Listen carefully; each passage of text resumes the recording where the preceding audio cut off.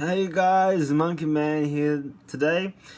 Just finished the first night of Friday Night Magic after the Kaladesh set has rotated in, and I'm just pretty psyched. I usually play an aggro deck, and in a previous video I talked about how I was sick of playing that certain playstyle deck, and I wanted to change it up. I initially planned to make an Esper deck, but instead I used just the cards lying around and then bought a few extra cards just to finish off a blue-white control deck. I don't know what to call it, but right now I'm calling it Up in the Clouds because of the addition of the Cloud Chaser, Cloud Blazer card that I put in from the new Kaladesh set. So I'm going to get through my deck right now. Right now, I feel like card draw is super important for this deck, especially because it doesn't have a lot of the cantrips that the black color would have given me. So I'm playing my free Anticipate and my free Glimmer of Genius, and just for extra value I have a Port Over the Pages. All these cards promote good card draw, hand filtering, and basically setting up your next plays in an efficient manner. So I play all these cards with that in mind. I'm really loving Glimmer of Genius. I initially started with only having one in the deck, now I've got three. And it has actually done so much to set up plays. I was trying to do something with the energy and a Dynavolt Tower as well as A4X Marvel, but it just felt like I was trying to do too much of the deck, and I just ended up going straight control with two colors, which is pretty fun. It's pretty fun. Alright, so let's go into our straight up control. I have this playmat. I've had it since last year, and it's always had this card on it, Scatter to the Winds, and I've never actually played the card. I've always had it, but I just always wanted to play it with this playmat. So now I get a chance to play it, finally. And then also to add on top of that, I play one more Void Shatter. Basically, they're all the same thing. Like you could just play 3 Void Shatter, but I just want to mix it up a bit. Have 2 Scatter to the Winds and 1 Void Shatter. The Exile is pretty useful though for the zombie kind of recursion decks, reanimator decks. So if you wanted to be more cautious about the reanimator decks, I play 3 Void Shatter. Alright, now this card here is our replacement to Clutch of the Wills. Dropped in Kaladesh. I'm liking it. It's playing well for me. Revolutionary Rebuff, counter any target non-artifact spell unless its controller pays 2. It has failed me against a vehicles deck where I just sideboarded out for what card do I have in my sideboard? I think it's Horribly Ori. Yeah, so that's fine, but it's really good. It kind of counters everything if they tapped out their mana to summon. For just knockbacks and interrupts, I'm playing 1 Unsubstantiate and 1 Select for Inspection. I'm loving Select for Inspection. It is good value. 1 mana, return, bounce 1 tapped creature to their hand, and scry. The only problem is that you have to wait for them to attack into you or tap their creature for an ability. So sometimes it can just be like waiting in the hand for something to happen. That's why I play an Unsubstantiate instead of 2 of those. Unsubstantiate, yep. 1 hard counter that can be used to also redirect spell targets. So if they feel like they're burning you for 4, you're burning them for 4. It's pretty fun. It could be put into the sideboard, but I like playing it mainboard because it's just versatile. 4 mana super counter. Alright, and the real key card of this deck, and definitely must have when you're playing blue-white control, is the ultimate board wipe Fumigate. For standard at least, it is probably one of the better cards that came out as a bulk rare. Fumigate allows you to basically wipe the board, and as you wipe the board you gain that life you lost trying to set up your control plays to survive into the later part of the game where you take control and you can dictate what happens. So Fumigate is a key card. I'm enjoying this card as well. It's pretty fun. I feel like any blue-white deck would be playing Fumigate just for shits and gigs. It's so good. Declaration Stone. I'd play 2. I'm only playing 1 because I only have 1. But I'd say play 2. Take out the big 4 mana counter Insidious Will and play 2 of those. But I'm playing 1, so it's pretty good. Can especially good against the tribal kind of decks, the vehicle decks, and the spirit decks that bring out similar cards. You can just wipe the whole board of creatures that are similar, so it's really good. So I'd play 2 and have 2 in your sideboard. Stasis Snare. If you have 4 Decoration Stone, play 4 Decoration Stone. I'm playing Stasis Snare. It's actually pretty good though, because it's spot removal, and it allows you to flash in and exile vehicles when they get turned into a creature. They're pretty versatile. I enjoy playing them. They're pretty good cards. Because of that instant flash ability, they actually are worthwhile having in a deck instead of Decoration of Stone. And I only found out by accident because I didn't have Decoration of Stones, but these cards have actually been MVP in the last few games I played today. Alright, and I play 1 Quarantine Field for value. There are a few combo decks that try to do stuff, and the ability to take out permanents, especially when you have a lot of mana up, and just stop their combo from going. Like some stupid combos are trying to go for 50 life and use the Reservoir Aetherfox Reservoir to do 50 damage to face, and this thing just said goodbye Aether Reservoir thing, and along with that, a few of other creatures. So basically, they had no hand power and they lost their win condition, and I could just take over the game and win from there. So it's pretty cool. Pretty cool. Quarantine Field. Okay, so let's go into our life gain counters, because when you're playing blue-white control, you're not going to be as effective as the Esper kind of control. You don't have access to as many removal cards as well. You just have a lot of counter and interrupts. So we're going to play a Linvala the Preserver, just a one-off. So when you draw into that, it is pretty useful to keep you alive in the game, as well as apply some pressure. It's not your win condition, but it is really good to set up board states. I'd usually sideboard this out when the game is fine with life, but against the aggro decks, when you need to gain some life just to keep yourself in the game, this card, MVP card. Love it. Another MVP card. Another one. Alright. Why I call this the Cloudblazer deck. 3 Cloudblazers.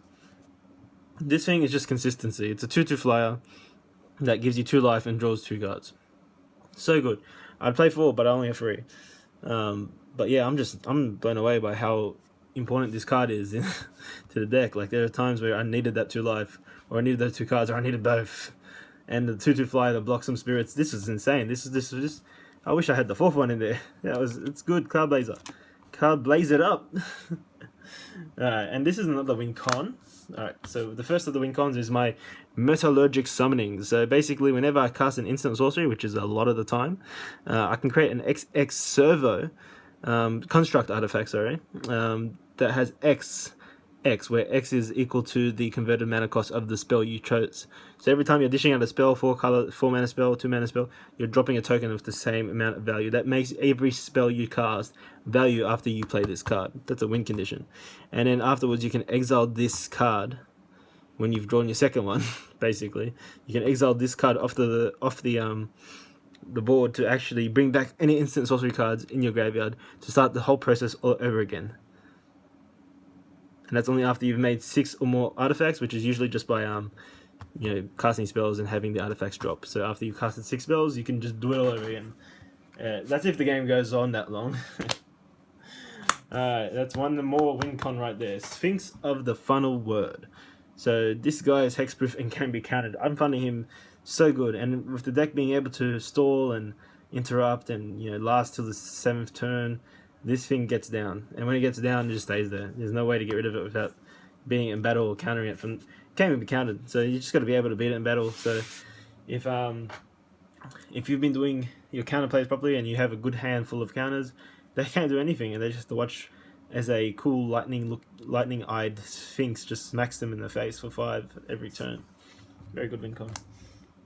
And last of the win cons, Torrential Gearhulk. It drops down as a 5/6, pretty powerful. Flash it, so you can flash it during their turn to cast a card from your graveyard. So it's basically cast any card from any spell card in your graveyard, and no matter what the cost, and basically drop a big body on the field as well. So that way, not only do you counter them, you also drop a 5/6 attacker for the next turn. Insane.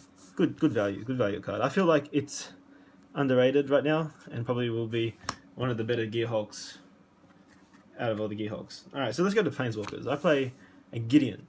Gideon is just, I don't know, he's insane. He's another win condition. He drops you 2/2s to attack in with, and he can start attacking himself as a 5/5. Sometimes I end up just winning the game, beating them down with a Gideon, and plus 1ing him. It's just insane. It's insane. This card, is a card I just got from the pre-release that was just the last weekend. I only got one of them.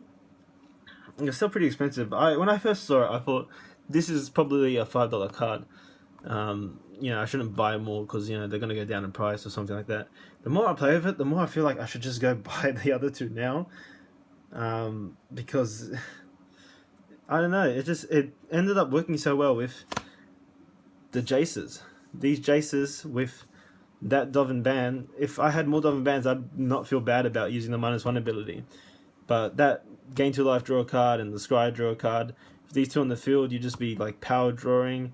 You also be giving protection to yourself by -freeing a creature, which is basically like what Jace, the flip Jace used to do anyway. So it's like having that on the field when you have both of these on the field. You just be drawing and you'll be -freeing, -0ing the biggest attacker, and then basically if Gideon's on the field or another creature that when another win con's on the field, you're just basically that's perfect board state, I think, especially with the power of the power of the draw in these two cards. I'm probably gonna get 2 more of these.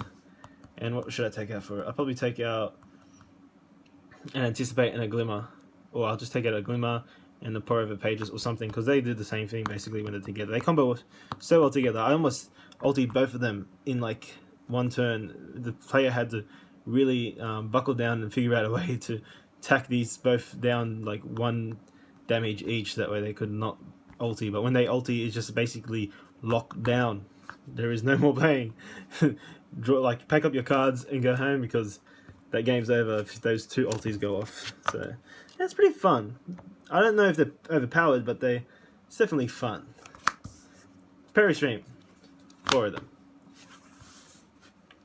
Port Town, 4 of them. Plains, 8 of them. Islands, 9 of them. Alright, that's the mana base. Pretty simple, right? 2 colors. Yeah, you just have your quick lands for when you need them, and you have your basic lands to fill up the gaps. Other than that, I'm still working on the sideboard kind of thing. It's not exactly there yet. It's getting there. It's getting there. 1 confiscation coup for just good times.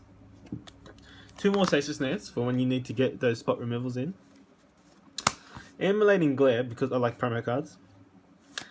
Summary Dismissal for anything Kozilek, and I guess if you want to counter people's stupid Aether Reservoir combo. 2 negates to basically ruin someone's day. It's good times. Most of the time, if I'm versing a very spell heavy deck, I'll take out my Revolutionary buffs and add in 2 negates, or if I need to, I'll take out the upstand stage. Yes, it's all down to who you're playing against and what the meta's like. But yeah, that's pretty good for my meta at least. 2 Horribly Awry to help with the creature removal. If I feel like the game is going good and I can definitely get to the point where I can drop a Sphinx, I'll put another Sphinx in and take out the Limbala. If there's a game where I feel like...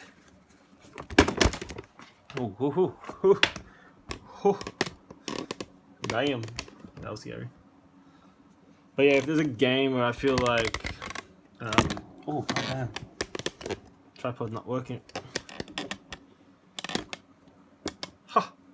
Alright, so if there's a game where I feel like I don't... like the Sphinx isn't coming out effectively, and I guess I needed the life more, I'd play the second Limbala and take out the actual Sphinx to stay alive, so I can drop something else and just destroy it. But yeah, I also played the third Select for Inspection for when I feel like I need more interrupts, and another Quarantine Field for when the pesky permanents need to get rid of. But yeah, so that's just basically my blue-white deck tech, and it's pretty cool. Like, I'm having fun with it. I did really well today. Better than I expected. I thought it was going to go like 0-4. I thought I was going to lose every match, and then, like, yeah, it was pretty good. It's pretty fun. I'd say definitely try it out if you have the cards lying around. If not, wait for the pros to start making their own builds of blue-white or Esper and Control, and then copy their deck. But this is just an idea of how I built a random control deck of the cards I had lying around. So thank you guys for watching. This has been Monkeyman. If you liked the video, please thumbs up. If you want to see more videos in the future, subscribe, and thank you guys again.